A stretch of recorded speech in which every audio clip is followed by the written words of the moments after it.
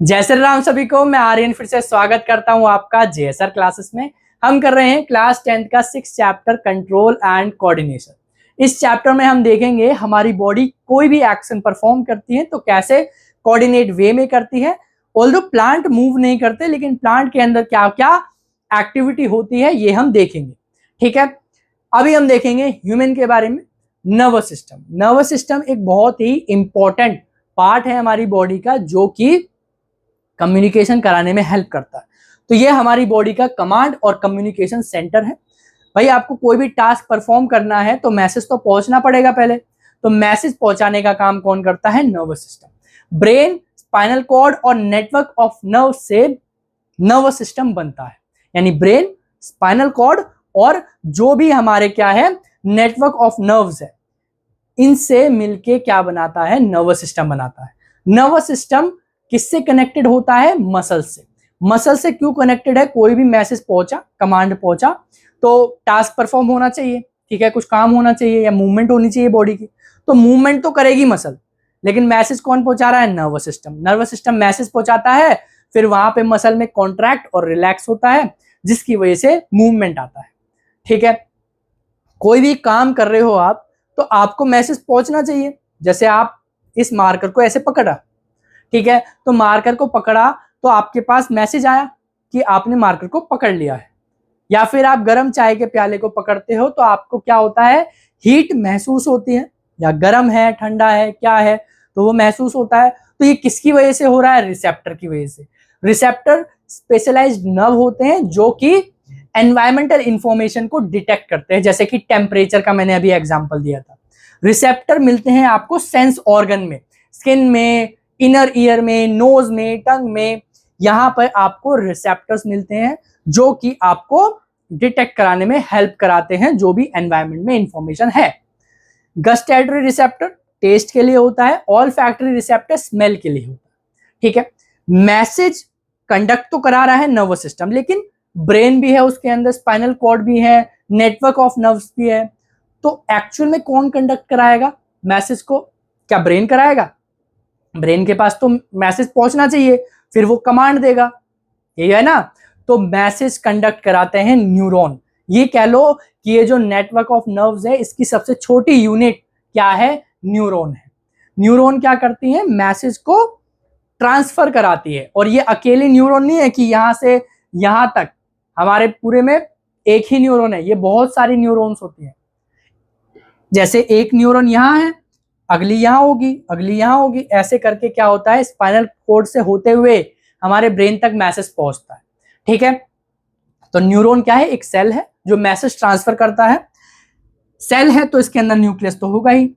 यहां पे आपको साइड में दिख रहा है, ये है डेंड्राइट, बीच में एक्सॉन, और ये लास्ट में क्या है? Nerve ending.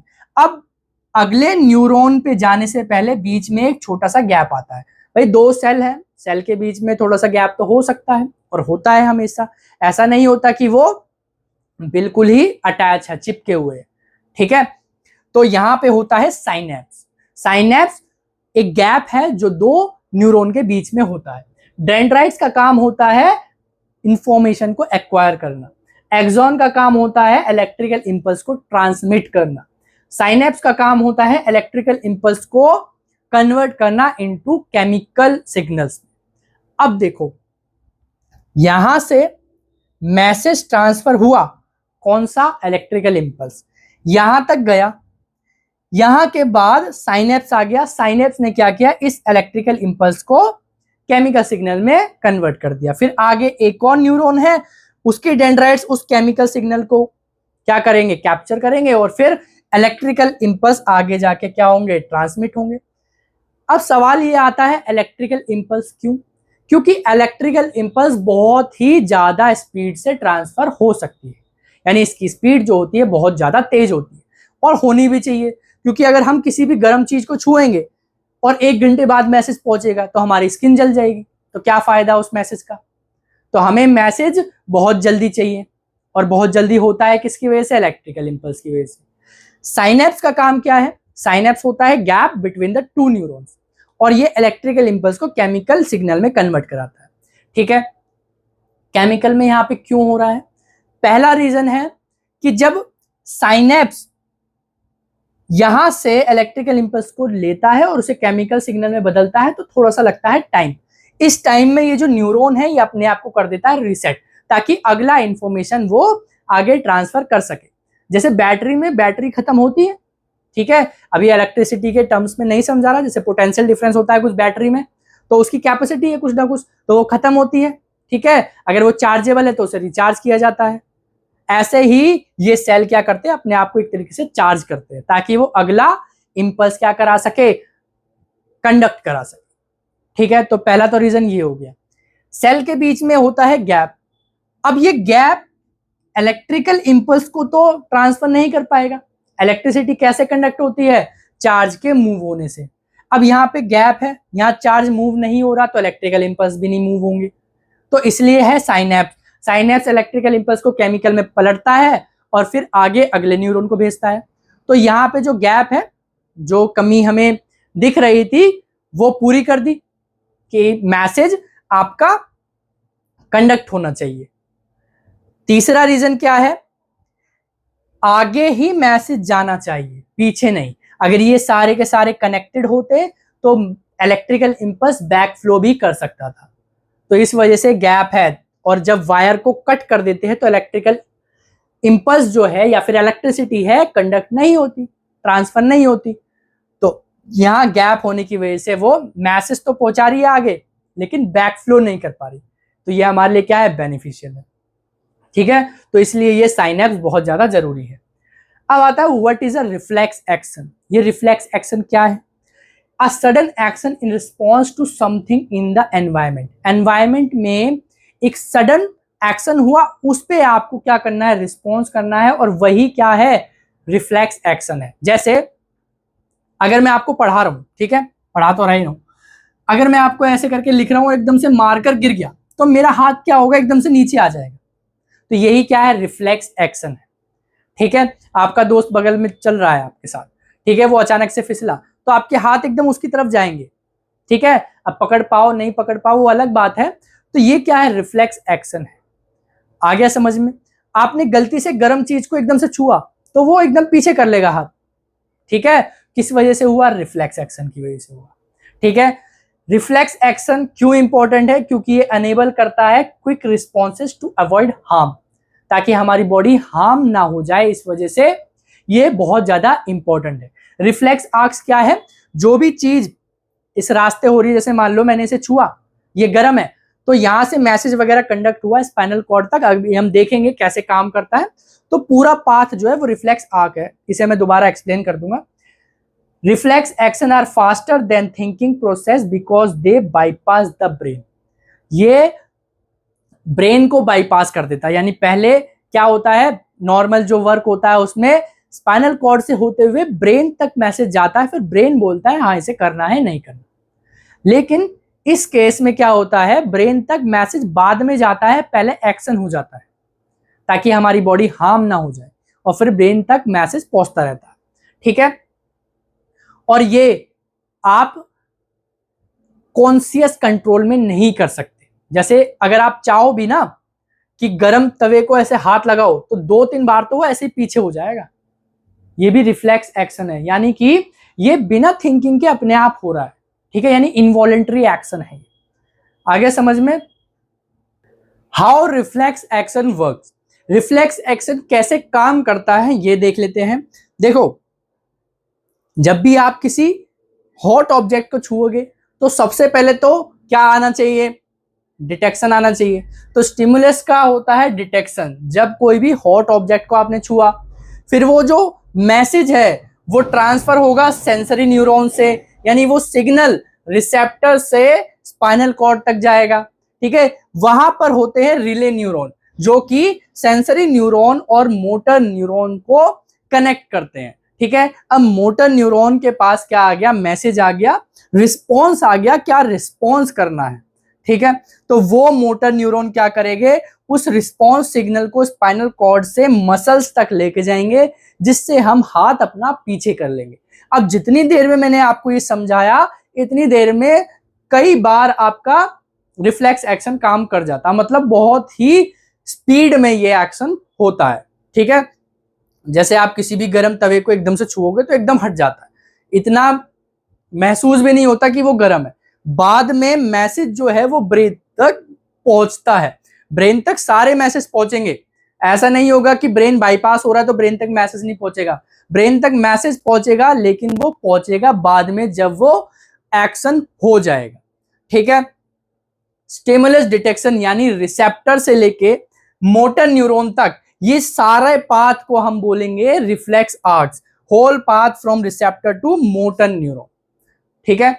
अब डायग्राम देख लो, जैसे आपने कोई ऑब्जेक्ट को छुआ जो गर्म है, सेंसरी न्यूरॉन से मैसेज गया, यहां क्या है, relay neuron, connection between sensory neuron and motor neuron, यहां से रिस्पॉन्स सिग्नल कैरी होगा और मोटर न्यूरॉन से वो कहां चला जाएगा, मसल्स तक चला जाएगा, जिससे आप हाथ पीछे हटा लोगे। ठीक है, नोट लिख लो, although the message conveys to the brain after this response, इस रिस्पॉन्स के बाद मैसेज पहुंचता है ब्रेन तक। देखो एक थोड़ा सा एग्जाम्पल लेके आपको मैं बताता हूं। हमारी जो बॉडी है ना, या नर्वस सिस्टम, ये एक तरीके से कंपनी की तरह है। कंपनी में एक हेड होता है, हेड, और हेड एक रखता है मैनेजर, मैनेजर के पास होते हैं बहुत सारे स्टाफ, इसके अलावा ब्रेन एक अपना पर्सनल असिस्टेंट भी रखता है। तो ऐसे ही हमारी बॉडी में भी होता है, नर्वस सिस्टम में। नर्वस सिस्टम क्या है, एक कंपनी है, इसका हेड कौन है, ब्रेन, यानी ब्रेन तक सारे मैसेज, जो भी डिसीजन वगैरह लेने होंगे वो कौन लेगा, ब्रेन लेगा। लेकिन मैनेजर रख रखा है तो कुछ डिसीजन वो भी ले सकता है, हालांकि उसको डिसीजन लेने के बाद हेड तक बात पहुंचानी पड़ेगी। जैसे स्पाइनल कॉर्ड क्या करता है, मैसेज बाद में पहुंचाता है ब्रेन तक। तो कुछ एक्शन जिससे कंपनी पे नुकसान हो सकता है और इमीडिएट एक्शन लेना है तो वो मैनेजर कर लेता है, लेकिन वो बाद में रिस्पॉन्स करता है हेड को। ठीक है, ऐसे ही स्पाइनल कॉर्ड क्या करता है, ब्रेन को रिस्पॉन्स करता है। कुछ एक्शंस ऐसे होते हैं जो कि अगर ब्रेन को पूछ के करने होते हैं, मतलब नुकसान नहीं हो रहा, वो मैनेजर क्या करेगा, हेड से पूछेगा कि ये डिसीजन लेने चाहते हैं, तो हेड बोलेगा हाँ चलो ले लो, या मना करेगा तो मना करेगा। तो फिर ऐसे प्रोसेस होता है। ऐसे ही हमारी बॉडी क्या करती है, नॉर्मल अगर कोई काम करना है तो वो मैसेज पहले ब्रेन तक जाता है, ब्रेन कमांड देता है मैनेजर को यानी स्पाइनल कॉर्ड को, और फिर स्पाइनल कॉर्ड के पास बहुत सारे स्टाफ है, फिर वो उनसे काम कराता है। ठीक है। अब ब्रेन के पास क्या है, अपना पर्सनल असिस्टेंट भी है, यानी जैसे कंपनी के हेड के पास पर्सनल असिस्टेंट है, ऐसे ब्रेन के पास भी पर्सनल असिस्टेंट है। उसे हम बोलते हैं क्रेनियल नर्व्स, जैसे आंख हो गया, नाक हो गया, ये सीधा ब्रेन से जुड़े हुए हैं। ठीक है, ये ब्रेन को इंफॉर्मेशन देते हैं और ब्रेन से ही कमांड लेते हैं।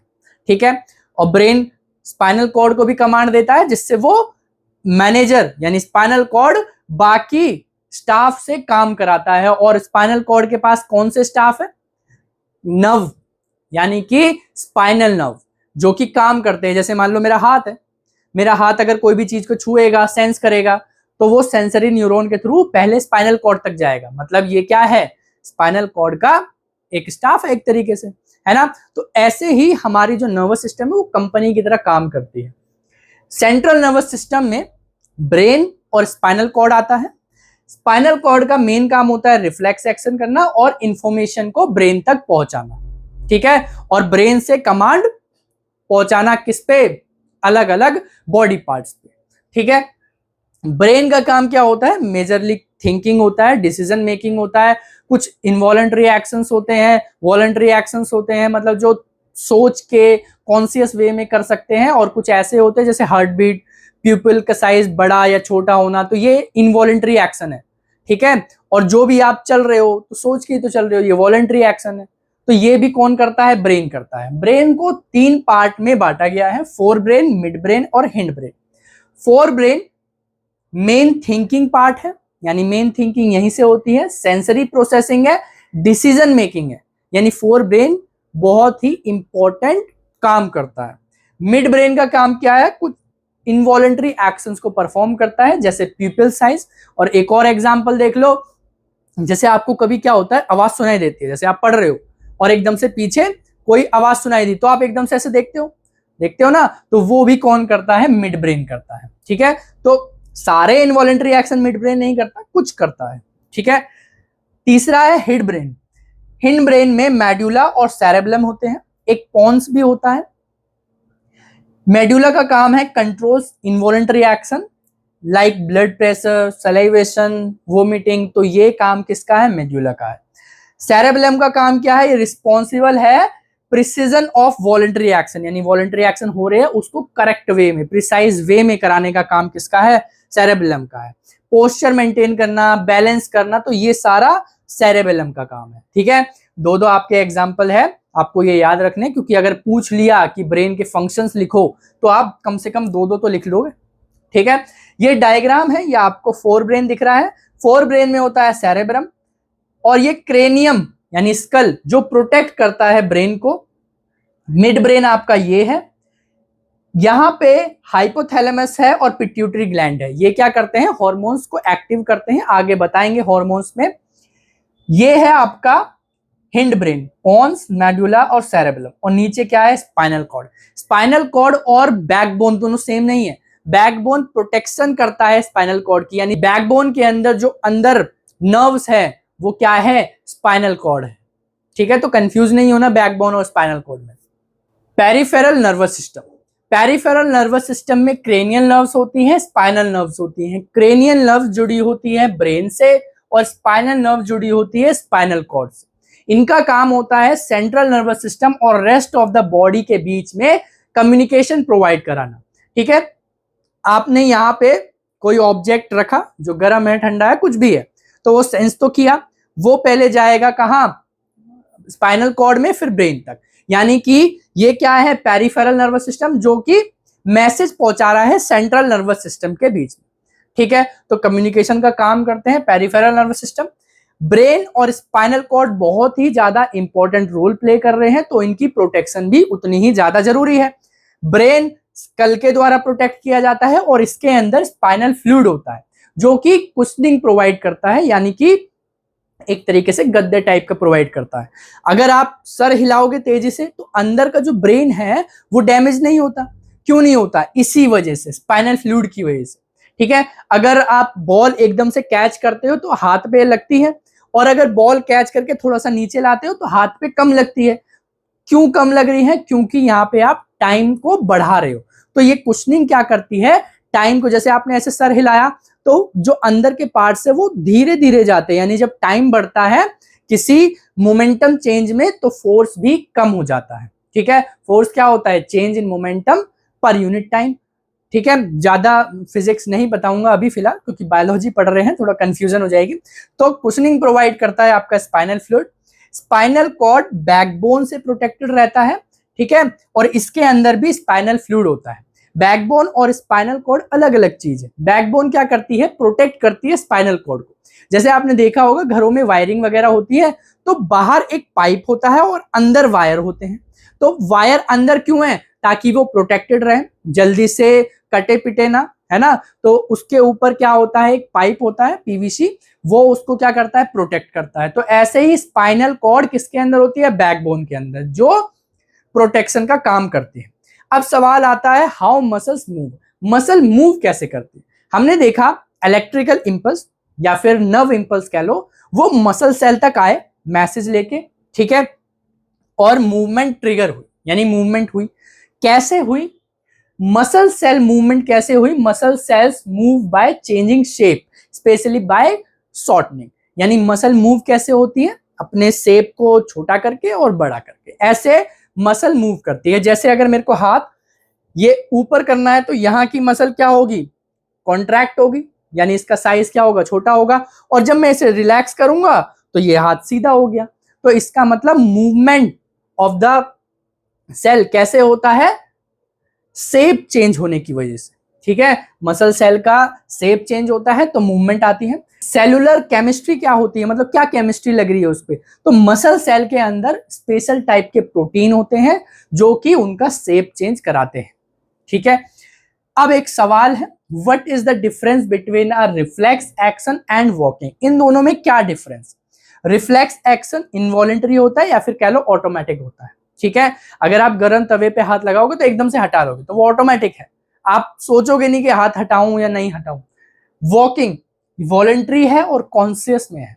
ठीक है, आप चाहोगे तभी आप वॉक कर सकते हो, अगर आप नहीं चाहोगे तो आप वॉक नहीं कर सकते। इन्वॉल्व स्पाइनल कॉर्ड, और रिफ्लेक्स एक्शन में स्पाइनल कॉर्ड का इन्वॉल्वमेंट होता है और ब्रेन का बहुत ही मिनिमल इन्वॉल्वमेंट होता है, और वो भी क्या, बस एक्शन होने के बाद मैसेज पहुंचता है ब्रेन तक, इतना ही होता है ब्रेन का काम। वॉकिंग में ब्रेन और स्पाइनल कॉर्ड दोनों का इन्वॉल्वमेंट होता है, ठीक है। ब्रेन कमांड देता है, स्पाइनल कॉर्ड के थ्रू मैसेज जाता है और फिर कोई एक्शन होता है, ठीक है, वॉकिंग होती है। इमीडिएट रिस्पॉन्स, और इसमें जो रिस्पॉन्स है बहुत जल्दी होता है, टाइम बहुत कम लगता है। स्लोअर रिस्पॉन्स, और इसमें रिस्पॉन्स जो है वो धीरे होता है, क्योंकि आप सोच रहे हो, थिंक कर रहे हो, तो उसमें भी थोड़ा टाइम लगेगा, ठीक है। कॉम्प्लेक्सिटी इसकी बहुत सिंपल है, जैसे आपने देखा कि रिसेप्टर ने डिटेक्ट किया, सेंसरी न्यूरॉन से मैसेज पहुंचा, रेनियल न्यूरॉन से होते हुए मसल सेल तक मैसेज पहुंचा और तुरंत एक्शन हुआ। लेकिन वॉकिंग में कॉम्प्लेक्स होता है और कोऑर्डिनेटेड मूवमेंट होता है, ऐसा नहीं होता कि एक टांग ऐसे जा रही है, एक टांग उधर जा रही, तो ऐसे मूवमेंट थोड़ी होगी। तो आपको कोऑर्डिनेट वे में मसल क्या करनी पड़ती है, मूव करानी पड़ती है, जिससे मूवमेंट होता है, ठीक है। तो अभी के लिए इतना ही, मिलते हैं हम आपको नेक्स्ट वीडियो में, तब तक के लिए जय हिंद जय भारत।